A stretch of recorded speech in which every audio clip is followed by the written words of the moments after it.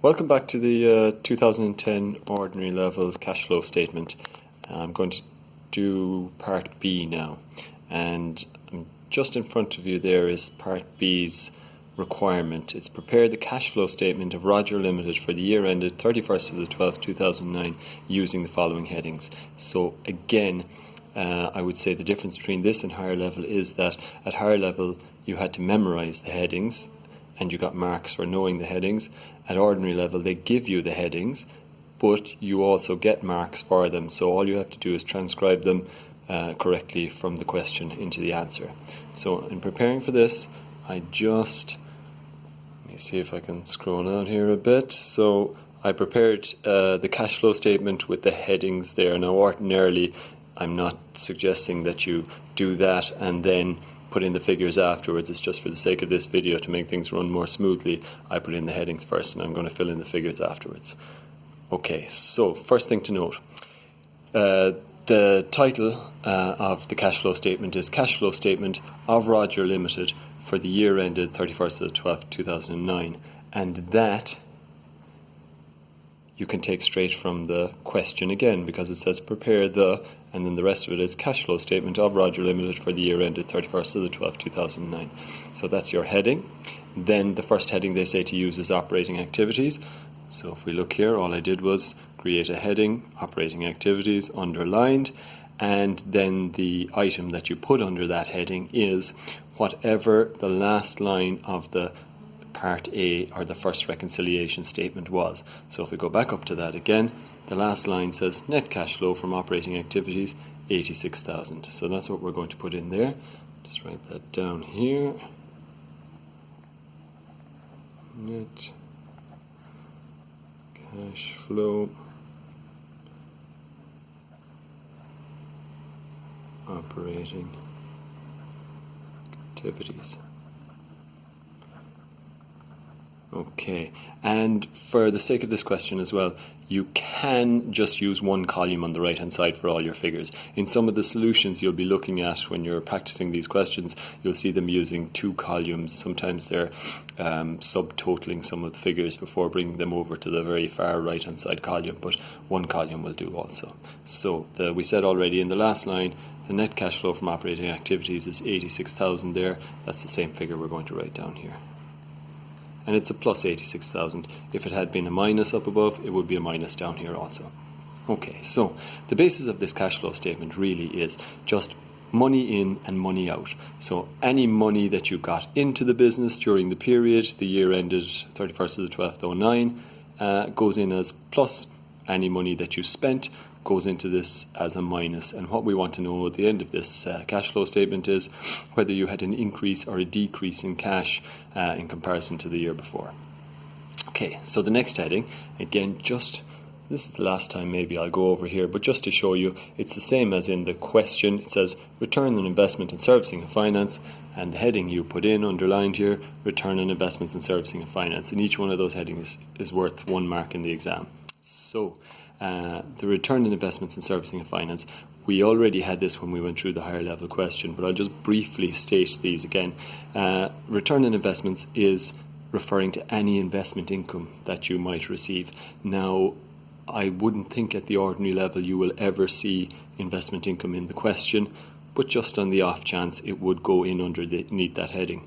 The servicing of finance part is any interest you pay on any debts or any loans that you have. So in this case it would be debenture interest, but in the question it'll probably just be referred to as interest. So if we look across again at the question, there should be ordinarily, when you're putting in the information for most of the items in the cash flow statement, you should be looking in 3 places. You should be looking at the profit and loss extract, and you should be looking at each of the balance sheets. However, at the ordinary level, quite often there is no information in the balance sheets for some of the items.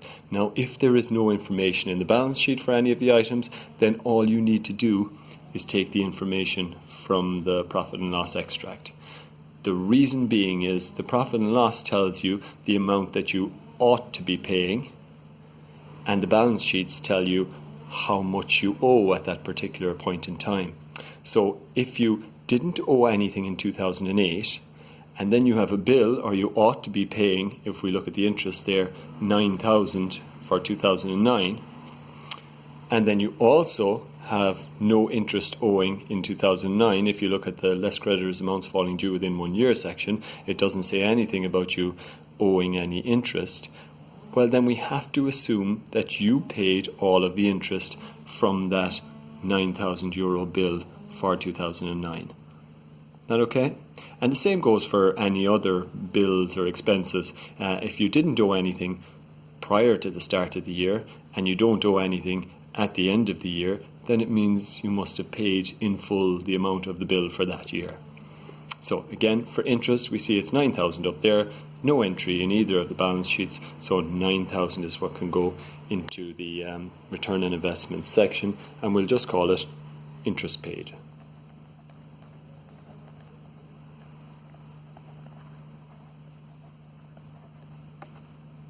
And it's €9,000. And again, because it's money that we paid out during the year, we put it as a minus. So money paid out as a minus, money coming in as a plus. Okay, third heading, taxation. So again, any tax that you paid for the year. And if we have a look over at our three places again, there are two entries, I suppose, in the balance sheets, one for each of the year 2008 and 2009. In the liability section, or the less creditors amounts falling due within 1 year, there was a tax bill at the end of 2008 of 18,000 and a tax bill outstanding at the end of 2009 of 32,000. Okay, so the balance sheets don't tell you for what period that outstanding tax has come from. They just tell you that you owe that tax. That's the amount you owe at that point in time. The the profit and loss extract, though, tells you the bill for the tax for that particular year. So if we look at the profit and loss extract up here, it says taxation 32,000. Now, what I like to do when there are three entries like that is I like to do a kind of a quick sum where I take, first of all, the bill for the year in question, in this case the year ended 31st of the 12th, 2009. So I take that 32,000 first of all, and I'm going to just write it down here in a bit of rough work. So 32,000. Okay, so 32,000 there. That's the bill for 2009. To that, then, I look at the end of 2008, or if you like, just before 2009 started, and I check to see was there any outstanding taxation bill, and you see that there is 18,000 outstanding at the end of 2008. So I add that onto my 32,000 over here, because I say there was 18,000 outstanding, and then I got a further bill of 32,000 for the year 2009. So what I say is that if I didn't pay any tax at all during 2009, then at the end of 2009, my bill should be, or my amount that I owe should be 32,000 plus 18,000, which is 50,000. Okay, so I owe 50,000 if I don't pay anything during the year. But hold on, if I go back to the question, I look at the balance sheet for 2009, it says taxation 32,000. It's saying that I only owe 32,000 at the end of 2009 in tax, and not the 50,000 I calculated here, which means I must have paid some tax. So all I do then is subtract that 32,000 amount from the 50,000 amount, and what I get is 18,000, the amount that I must have paid during the year in order to have a debt outstanding of 32,000. Okay, so I'm just going to put that over here in my taxation. I'm going to call it tax paid or corporation tax paid. I think for simplicity, tax paid.